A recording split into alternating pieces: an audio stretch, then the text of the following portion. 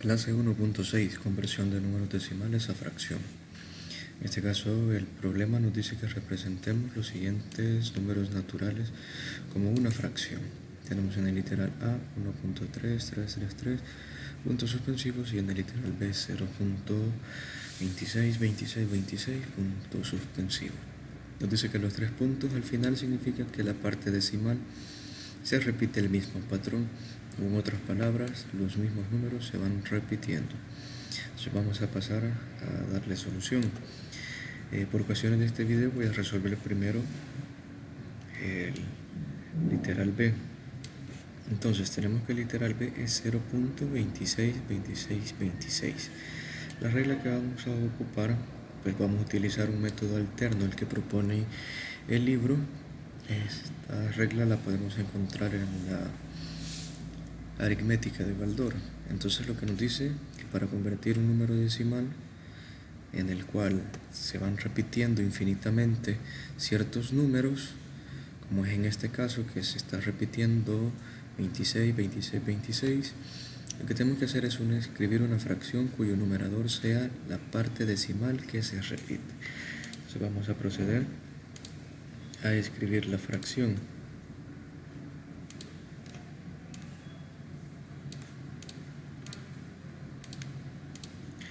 Muy bien, vamos a escribir la barra de la fracción y vamos a ver cuál es el número de la parte decimal que se repite. Sería pues 26, luego tenemos 26, 26, por lo tanto la parte decimal que se repite es 26. Luego nos dice la regla, en esta misma fracción el denominador o cuyo denominador sean 9 según la cantidad de cifras del numerador. Entonces vamos a escribir varios 9, pero ¿cuántos 9 vamos a escribir? Eso nos va a decir la cantidad de cifras que hayamos escrito en el numerador. En el numerador tenemos dos cifras, 1, 2. Entonces yo tendría que escribir en el denominador de la fracción 2 9. Por lo tanto, 0.26, 26, 26 puntos suspensivos es lo mismo que tener 26 sobre 99 o 26 99 avos. Entonces, aplicando pues la misma regla, vamos a resolver en este caso el literal A, que lo habíamos dejado para después. Pero observemos la variante. En el caso del literal A hay una parte entera, es decir, aquí la parte entera era 0 y aquí es 1. Entonces aquí vamos a hacer pues una fracción mixta, podríamos decir. Vamos a colocar la parte entera que es 1 y aquí vamos a hacer la conversión de 33.33, 33, 33. Ahora, si observamos, el periodo no sería 33, sino que sería 3. Entonces, siguiendo la regla, escribiría yo aquí un 3. ¿Y cuántos 9 vamos a escribir? Pues 1, pues solo en el numerador solo hay una cifra. Entonces la fracción nos quedaría un entero 3 novenos. Ahora, esto lo podemos simplificar aún más. Por ejemplo, 3 y 9 tienen tercera. Tercera de 3 es 1 y tercera de 9 es 3. De tal manera que 1.33 sería lo mismo que un entero, un tercio. Y si lo queremos ver como fracción impropia, entonces un entero, un tercio sería lo mismo que, convirtiendo esta fracción nos quedaría 1 por 3 es 3, y 3 más 1 más este 1 nos quedaría 4, y el denominador es el mismo, entonces nos quedaría 4 sobre 3. Es decir, que 1.333 y el 3 se repite infinitamente es igual a un entero un tercio o igual a 4 tercios. Veamos la solución.